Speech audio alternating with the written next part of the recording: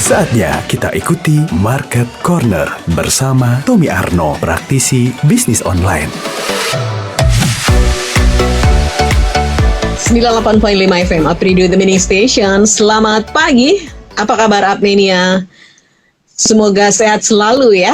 Salam sehat selalu dari Apridio. Saya Santi Rosalia kembali hadir di Market Corner, yang hari ini juga kita mengajak Anda untuk bersama-sama ngobrolin soal bisnis online, di mana ini menjadi sebuah peluang usaha yang lumayan. Anda bisa mengoptimalkan gadget Anda tidak hanya untuk scroll gosip-gosip, tetapi Anda juga bisa menjadikan handphone Anda ini adalah ATM berjalan ya, terutama buat ibu-ibu, bisa menambah pundi-pundi untuk masukkan di keuangan keluarga. Baik, kita langsung saja menyapa guru kita, ada Mas Tommy Arnold Fan yang ada di ujung Instagram Tommy Arnold Fan. Selamat pagi Mas, apa kabar? Assalamualaikum warahmatullahi wabarakatuh. Waalaikumsalam warahmatullahi wabarakatuh. Alhamdulillah sehat-sehat saja Mbak Santi. Alhamdulillah. Sudah kesekian PPKM ya, kita akhirnya sampai juga di alhamdulillah kita istiqomah ya, bisa menyapa Apminia dan juga sahabat dari Mas Tommy dalam Market Corner. Nah, hari ini kita akan berbincang-bincang mengenai tips untuk meningkatkan brand awareness bisnis bagi pengusaha baru. Nah, ini memang untuk pengusaha baru ini harus sering ya melakukan sesuatu. Nah, tips-tipsnya apa biar brandnya ini cepat dikenal oleh masyarakat? Ya, semangat Pak Tommy, ini sudah diberikan penyemangat oleh salah satu yang sudah masuk di Instagram live-nya Apridio. Oh ya, siaran ini bisa Anda dengarkan juga ya lewat live streaming kami di apridio.id, dan Anda juga bisa menyimak lewat Instagram Apridio SMG. Oke Mas Tom, gimana nih Mas, apa tipsnya untuk bisa meningkatkan brand awareness bisnis bagi pengusaha baru, pemain baru ya? Ya, brand awareness sendiri itu kan artinya bagaimana cara kita agar pelanggan atau calon-calon pembeli itu mengenal produk kita gitu. Jadi Betul. Kita harus tahu dulu nih brand awareness apaan sih gitu kan. Karena kalau nggak tahu ya nanti kita nggak bisa tahu poin-poin apa yang harus dilakukan seperti itu kan. Nah jadi untuk mengenalkan produk kita ke khalayak ramai ya dengan online tentunya akan jauh lebih mudah ya kan. Yang pertama nih saya sampaikan 4 tips nih. Yang pertama adalah kita bikin sosial medianya ya, karena apa ya, kita semua tahu kok sosial media itu cepet banget lah nularnya gitu kan, cepet banget nyebarnya.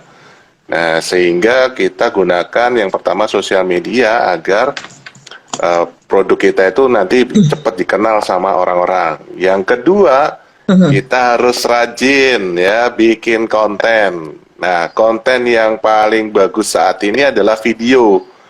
Karena apa? Karena orang Indonesia tuh cenderung malas untuk baca. Yeah. Nah, makanya itu dilihat juga nih sama pemilik-pemilik sosial media. Mereka menyediakan streaming, mereka juga menyediakan siaran langsung dari sosial medianya. Bisa pakai YouTube, bisa pakai Facebook, Instagram, dan seterusnya. Seperti ini kan sebetulnya juga memperkenalkan ya, memperkenalkan Apridio juga, memperkenalkan saya juga, seperti itu. Nah, yang berikutnya supaya nanti lebih terarah lagi, kita juga bisa kerjasama dengan teman-teman influencer. Ya, teman-teman influencer. Kalau misalnya memang sudah mampu untuk meng-hire mereka. Tapi sekarang influencer ya ada terjangkau lah ya. Tinggal nanti disesuaikan aja sama target marketnya teman-teman semua.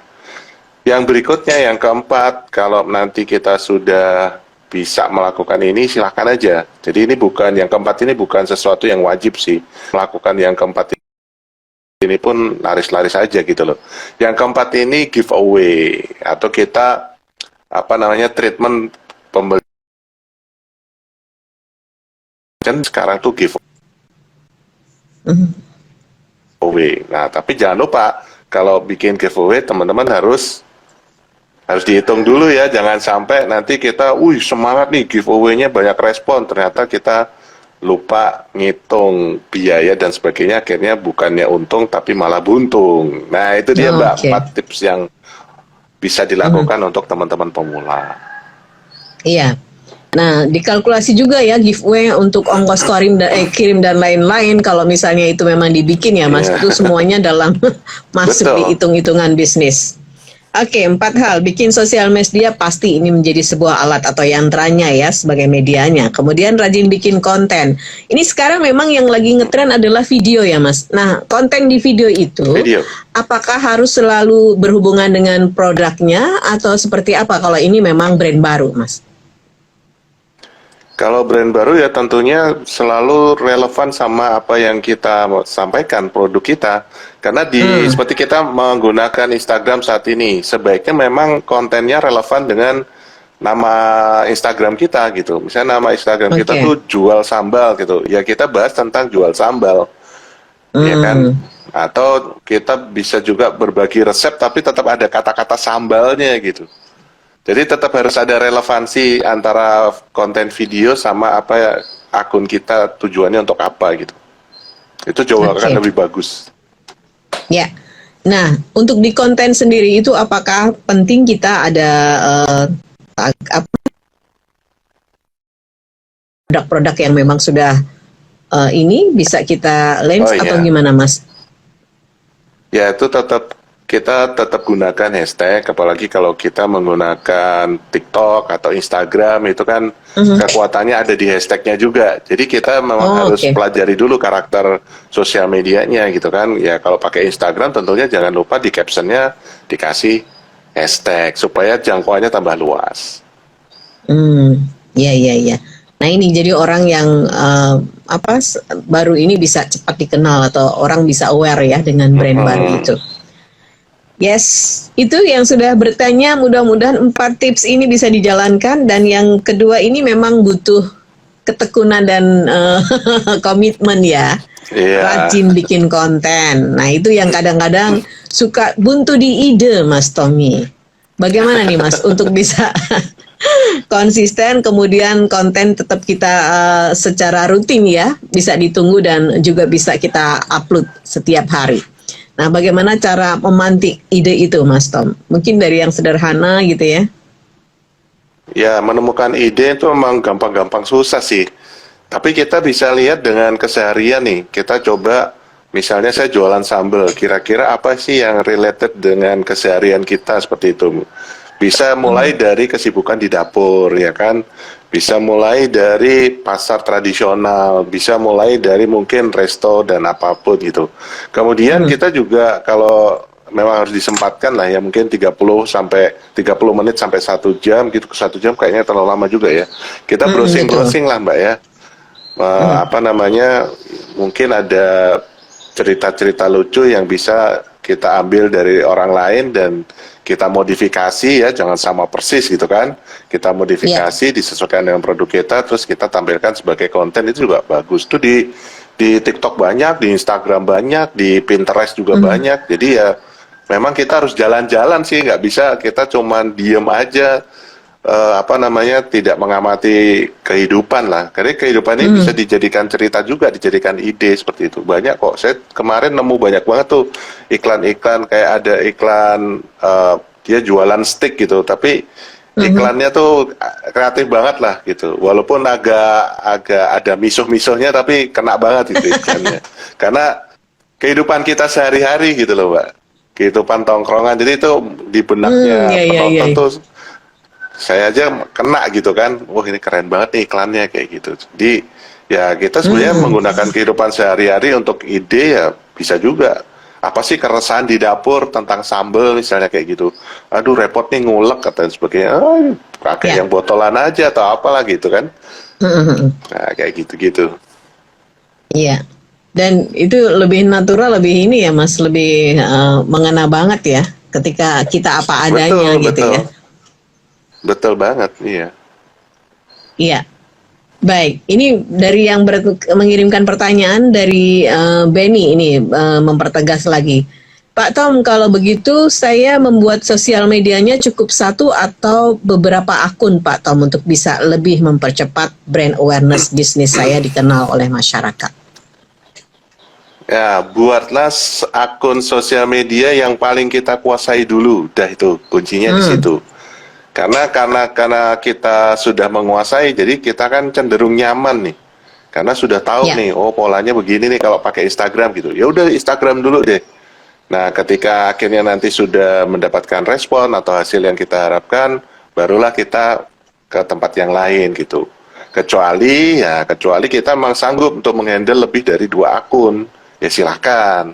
Tapi kalau saya sebagai seorang pemula, silahkan bikin sosial media yang paling dikuasai dulu. Kalau saya dulu Facebook, setelah Facebook saya kuasai, baru ke Instagram dan seterusnya kayak gitu. Iya. Jadi mana yang kamu merasa ini Ben bisa menguasai dari sosial media yang kamu kenal ya, atau kamu paham? Karena ternyata banyak banget ya Mas di sosial media itu ya. Facebook misalnya itu ada beberapa ini ya media-media di situ yang bisa dioptimalkan di Facebook itu ya. Fitur-fitur ya. Fitur-fiturnya. Banyak fiturnya. Iya. Oke. Baik, Karena masih kita ada lagi. sudah Nah, kuasai kan enak kerjainnya. betul. Nah, ini Benny mengaku baru 3 bulan, bisa dibilang baru atau bisa dibilang juga sudah lama ya Pak Tom. Yang saya rasakan memang agak susah mencari ide dan kemudian kalau saya posting responnya sangat minim.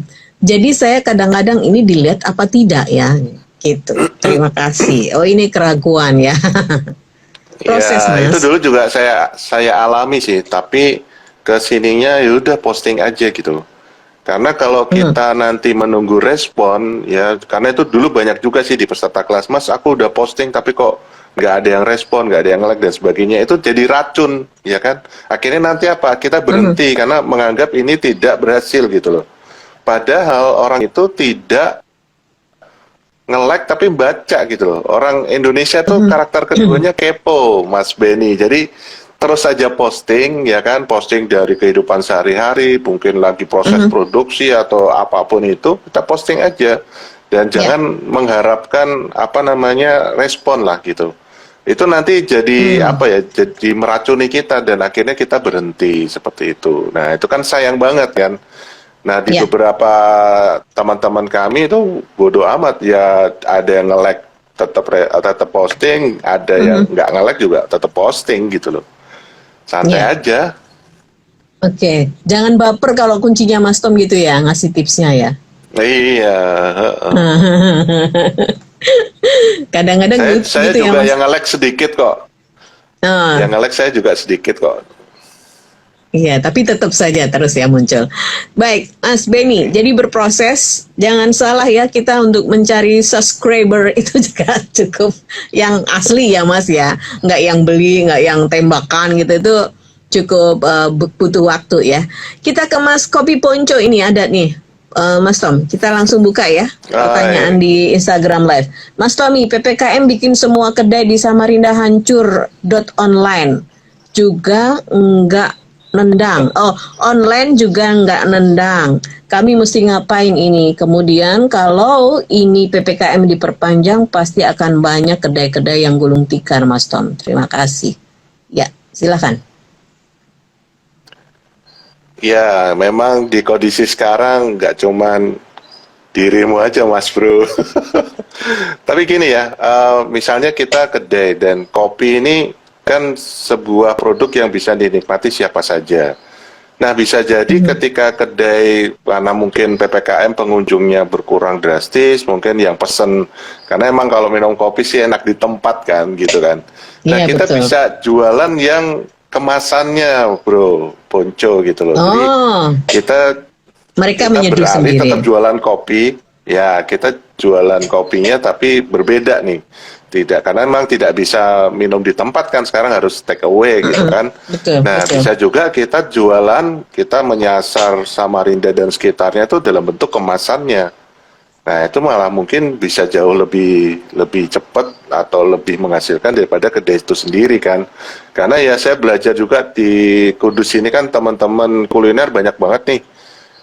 Kemarin ada teman juga yang barusan buka kedai kopi, rame banget. Tapi duitnya kecil karena apa? Ya orang nongkrongnya lama banget gitu kan. Udah di situ ada free wifi gitu kan. Jadi satu gelas tuh Ya. bisa 3-4 jam kan rugi ya. Orang keluar masuknya tuh tidak signifikan dengan apa namanya bangunnya, biaya bangun, operasional dan seterusnya gitu. Nah bisa jadi di PPKM ini ya kita terpaksa harus menjual kopi dalam kemasan seperti itu, bisa diakalinya kayak gitu. Atau kita juga Iya. bisa jualan yang masih relevansi dengan kopi ya. Apa itu? Aku juga nggak tahu sih. Cookies misalnya seperti itu. Tapi kopi dicoba dalam bentuk kemasan sih. Itu jadi mengalihkan dari kedai yang harusnya dine in, harusnya minum di tempat memang lebih enak kan sambil ngobrol-ngobrol. Ya karena PPKM ya udah kita jual yang kemasan seperti itu Bro Ponco.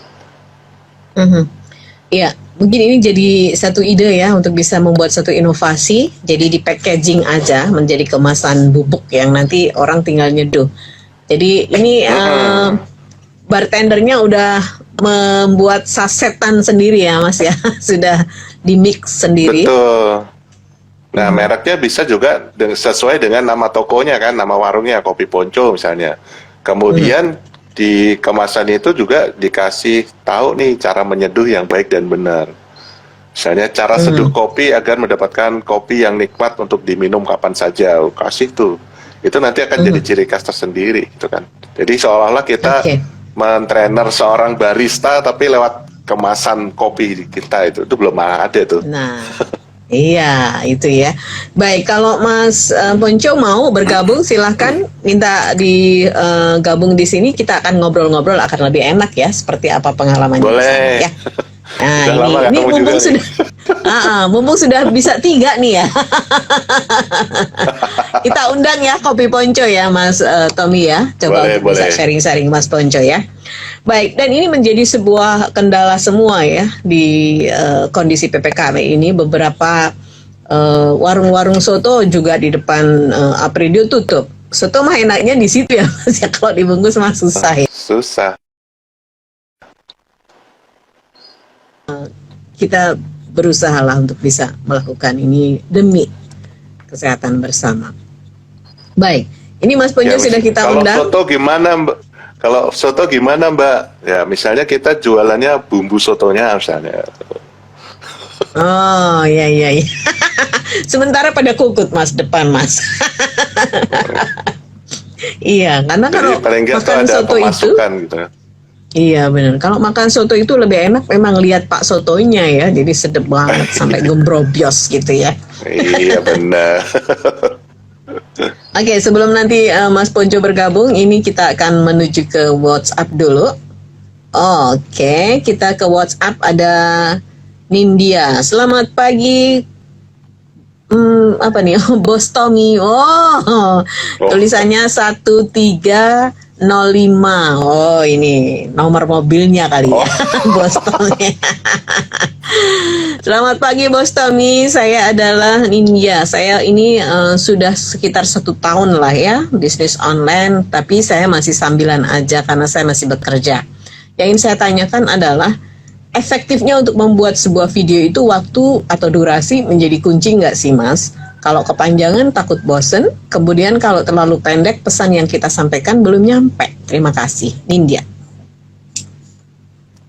Ya ini sebenarnya bisa kita pelajari dari TikTok atau Reel. Sekarang yang di IG kan ada fitur baru ya, Reel itu hampir sama kayak TikTok gitu. Nah ini mereka bersaing nih gitu kan. Nah sebaiknya memang jangan terlalu panjang juga. Ya kan, kalau di Instagram sendiri kan maksimal di postingan biasa ya di feed itu 50 detik. Itu udah paling maksimal tuh. Ya, dan nanti reel itu juga bisa sampai 60 detik sih. Nah, kalau sekarang paling cepat 15 detik, di tengah-tengah itu ada 30 detik. Nah, 30 detik itu kita sudah cukup sih. Jadi kita nanti sudah persiapan juga. Misalnya saya juga punya link di marketplace gitu. Jadi arahkan 30 detik tadi untuk bisa klik di marketplace kita atau link sosial media kita atau link website kita seperti itu. Jadi kita terangkan sedikit, misalnya 3 poin apa sih yang mau disampaikan, 3 poin aja. Jadi kalau di public speaking, sekolah public speaking gitu, pasti akan diajarkan 3 poin utama tuh. Nah, jadi ada 3 poin nih teman-teman yang harus kamu tahu kalau mau jualan online, misalnya kayak gitu kan. Seperti saya kemarin nyoba Reel itu ada 4 pasar nih yang bisa kamu masuki ketika kamu jualan online. Ya sudah, ABCD gitu. Tapi tidak dijelaskan memang secara ini karena akan bertele-tele gitu kan. Nah, kemarin karena saya nyoba, jadi saya tidak minta untuk masuk ke link website sih, tapi nanti bisa dicoba seperti itu. Waduh, lemune rek. Mas Tommy, selamat siang. Mohon maaf nih tadi jaringan lagi nge-lag soalnya. PPKM tambah Nggak lemu toh. apa-apa. Iya, hari ini kita jadwalnya libur Ibu. Hari ini jadwalnya libur. Oh, jadwalnya libur. Jadi sengaja ya ngobrol sama Mas Tom ya. Ya, biasanya saya selalu mentor saya soalnya Mas Tommy ini mentor saya dari awal dulu, dari pertama saya dari reseller Abon dan sampai ke sini itu selalu mengikuti perkembangan beliau. Oke. Mas Mantap, Ponco, ini sudah berapa waktu membuka Kopi Ponco ini? Kalau untuk Kopi Ponco sendiri saya buka itu dari akhir 2019, tepatnya tanggal 1 Desember Ibu. Tanggal 1 Desember itu saya itu ya, udah buka waktu memang pandemi pertama. Pandemi, iya. Ya, dulu waktu itu saya kerja di dunia event organizer, begitu event start. Akhirnya saya beralih nih, ada tabungan, coba deh kayak masukin investasi ke kedai kopi ini. Oke. Ya. Dan waktu itu memang menjemput pandemi dong ya, membuka Kopi Ponco ini. Bagaimana itu waktu itu? Justru waktu itu kita coba gambling Ibu. Coba gambling kan punya. Saya kan hobinya ngopi tuh. Coba deh buka ngopi, biar kita nggak beli ke tempat lain, satu. Kedua, saya punya semboyan pertama itu laku nggak laku tak minum dewe lah istilahnya gitu.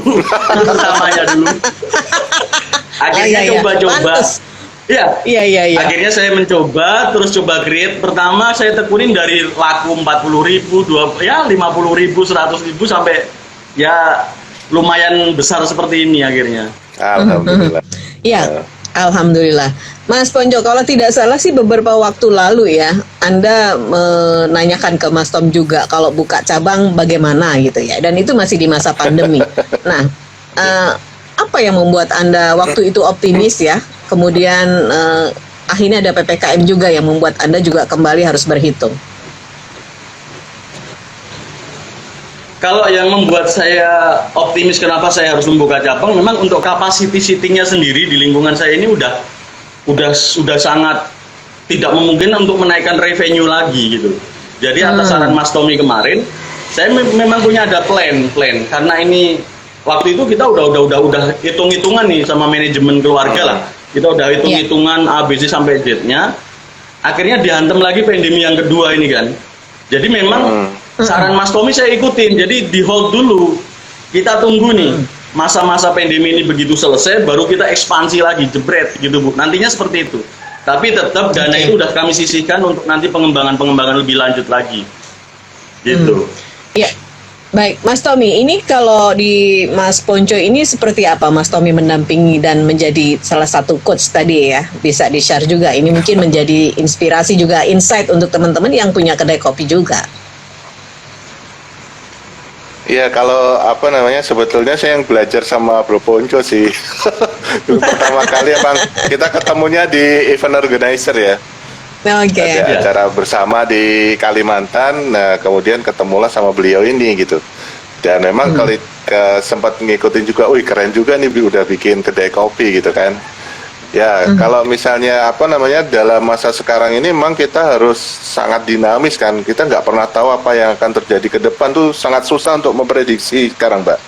Sehingga kalau di keuangan itu kan ada prediksi cash flow gitu untuk berapa tahun ke depan, biasanya 3 sampai 5 tahun tuh sekarang susah karena tiba-tiba di tengah jalan di minggu ini tiba-tiba PPKM tanggal 3 sampai 20 Juli itu kan ini mesti gimana gitu, dan ini benar-benar kita harus harus benar-benar bisa membaca situasi gitu kan, kebijakannya pemerintah, terutama pemerintah lokal ya, karena pemerintah lokal kan punya kebijakannya sendiri tuh biasanya. Nah ini harus seperti apa gitu.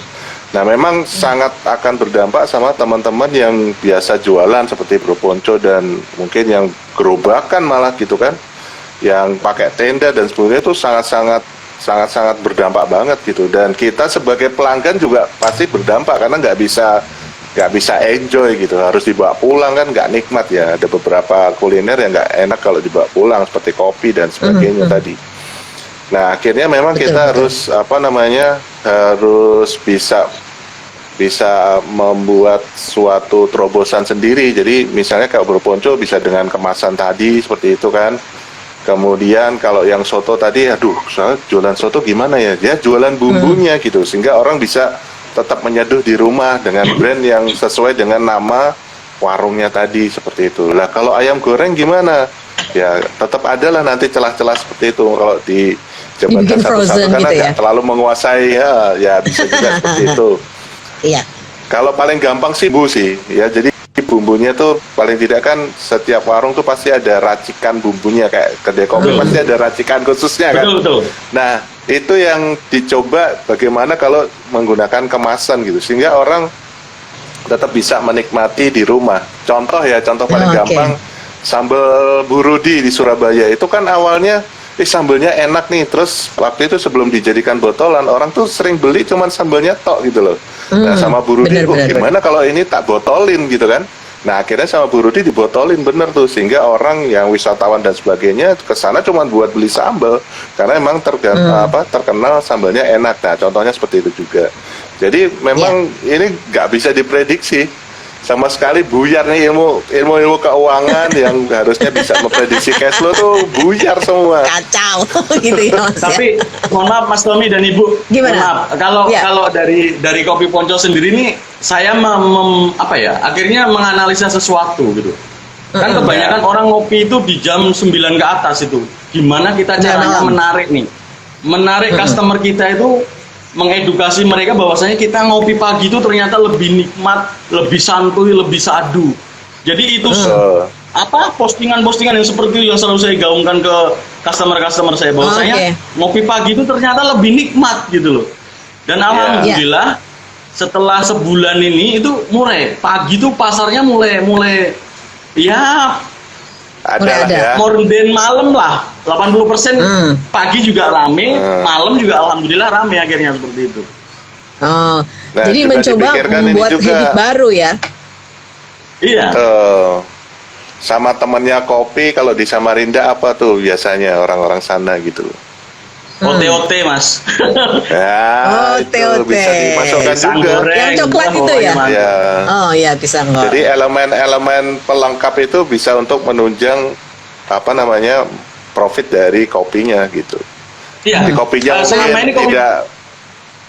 kopinya mungkin tidak terlalu naik tapi pelengkapnya ini nih.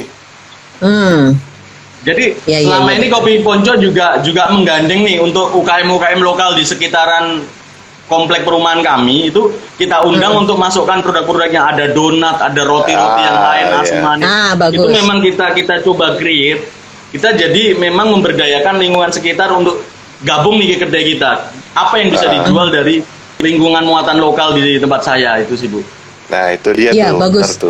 Itu sinergi ya namanya, bagus banget ya. Iya, betul. Nah Mas Ponco, ini bagaimana tadi kalau usulan Mas Tommy ya sebagai masukan saja bisa dikemas dan lain sebagainya. Artinya ini ada investasi baru dong ya, harus membuat betul. packaging ya. Nah, menurut Mas Ponco gimana nih prospeknya? Kalau prospeknya packaging sih saya rasa itu memang inovasi yang baru dalam arti kita packaging. Kalau selama ini kan packaging hanya berupa brand di gelas itu kita sablon dengan tulisan-tulisan yang menarik. Diseduh. Ya. Nah, kalau dengan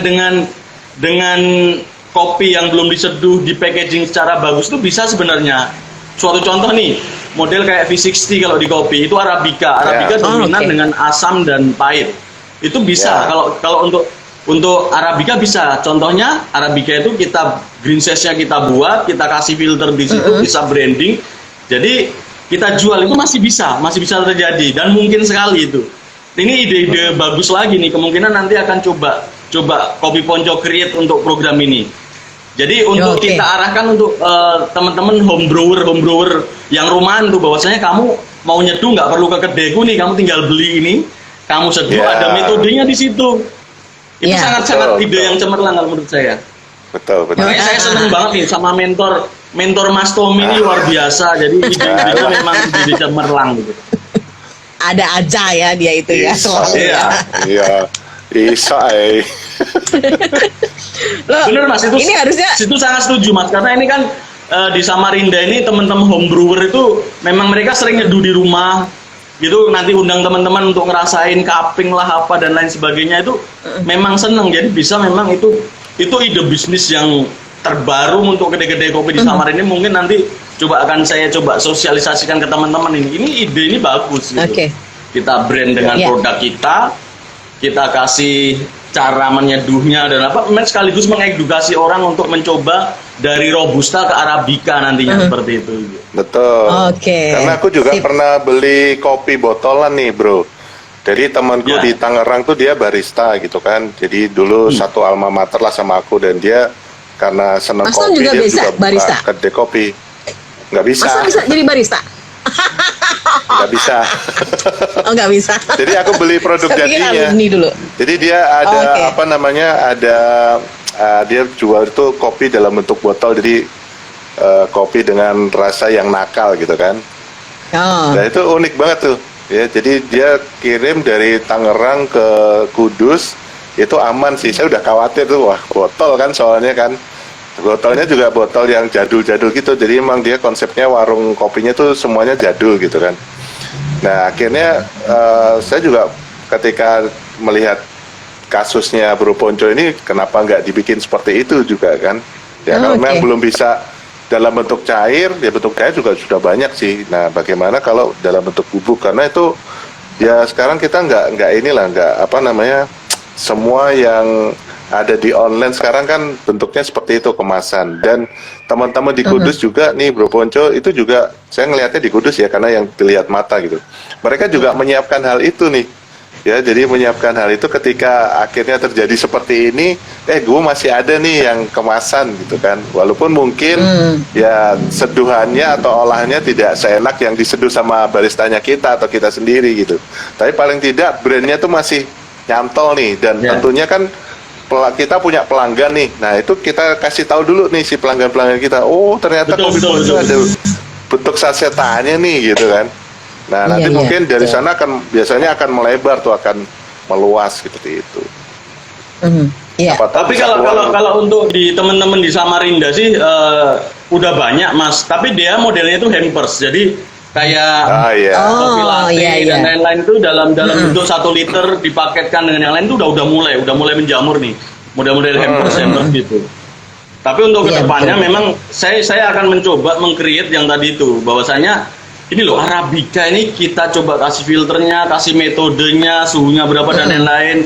Nanti flavor yang akan keluar iya. seperti apa, coba kita tawarkan Betul. ke Iya. pasar. Itu akan kita coba nanti dengan packaging yang bagus lah, dalam artian seperti itu. Betul. Iya, betul. Terus ditulisin Ini- tuh di kemasannya. Mau seduh supaya jadi enak, lihat YouTube channel saya gitu. Itu. Itu yang penting Mas Ponco ya toh? Iya. Oke, ini menarik Jadi banget ya. diajarin cara nyeduh. Saya agak sedikit penasaran sebetulnya ketika sebetulnya ada inline-nya ya, bagaimana brand awareness bisnis bagi pemula, pengusaha Ya. baru di bisnis itu. Saya tertarik, ini mau pandemi dia buka kedai gitu ya, dan pede banget di tengah-tengah pandemi tahun kedua dia mau buka cabang gitu ya. Ini orang agak nakal banget gitu ya. Nah, sebetulnya pengen sih kita ngobrol banyak ya, tetapi waktunya tidak memungkinkan. Tapi ini adalah satu hal yang baru ini dari Mas Ponco. Mas, untuk kedai kopi sendiri di Samarinda cukup banyak ya? Kalau Samarinda sesuai data yang saya ambil, saya dengar dari komunitas kopi di Samarinda itu sekitar 433 lebih sekarang saat ini. Oh. Kalau tidak salah ya ini, kalau saya tidak salah, saya pernah dengar sama, kan kita ada satu wadahnya, Bubuan Kopi Samarinda gitu. Jadi itu yang Oke. yang membawa ini kedai-kedai untuk di Samarinda. Jadi itu kalau Oke. tidak salah sekitar 430-an something lah lebih. Karena banyak kedai-kedai baru dan kedai-kedai lama yang mungkin rebranding dan lain-lain seperti itu. Sangat banyak Oke, sekali Bu baik. kalau untuk kedai-kedai di Samarinda. Karena memang kelihatannya kedai kopi ini saat pandemi ini jadi motor penggerak ekonomi untuk warga juga, karena memang bisa menyerap karyawan-karyawan yang memang orang putus sekolah, putus pekerjaan dan lain-lain seperti itu. Memang harus ada perhatian lebih pada kedai-kedai kopi ini, gitu, seperti itu. Oke. Baik, Mas Ponco, terima kasih untuk sharingnya. Mudah-mudahan Sama-sama, silaturahmi Ibu. ini bisa membawa Amin. banyak hal kebaikan ya dan bermanfaat. Thank you ya Mas, semangat terus. Salam untuk Sama-sama, keluarga. Ibu. Terima kasih. Sama-sama Ibu, terima kasih. Baik, Mas Tommy, dan sepertinya kita juga harus mengakhiri Up Corner di Market Corner kali ini. Dan kita ketemu lagi minggu depan, kita bisa undang ya yang lain untuk bisa sharing. Senang sekali, ternyata teknologi ini membuat kita bisa saling melepas rindu dan akhirnya ada sesuatu yang baru yang bisa kita sharingkan. Mas Tom, jaga kesehatan ya. Kita ketemu lagi minggu depan. Thank you. Sampai ketemu lagi. Oke, Mas Tati. Wassalamualaikum Thank you. warahmatullahi wabarakatuh. Waalaikumsalam Baik. warahmatullahi wabarakatuh. Disiarkan langsung dari Menara Universitas PGRI. Up Radio. Jalan Sidodadi Timur, nomor 24 Semarang. Inilah 98.5 FM. Up Radio, the main station.